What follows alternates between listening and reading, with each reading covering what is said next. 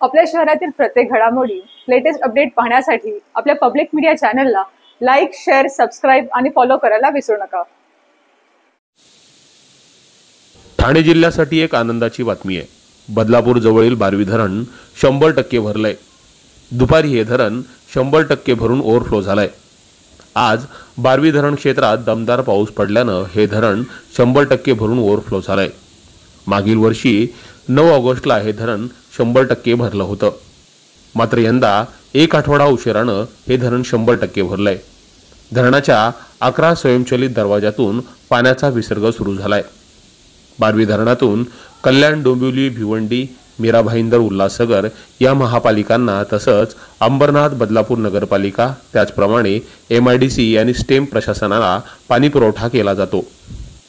धरण भरल्यानं प्रशासनानं नदीकाठच्या गावांना सतर्कतेचा इशारा दिलाय। दरम्यान धरण ओव्हरफ्लो झाल्यानं ठाणे जिल्ह्याची पुढील वर्षाची पाण्याची चिंता मिटली आहे। Public media, Badlapur. तुम्हाला ही बातमी कशी वाटली या संदर्भातील तुमच्या प्रतिक्रिया कमेंट करून आम्हाला नक्की कळवा। धन्यवाद।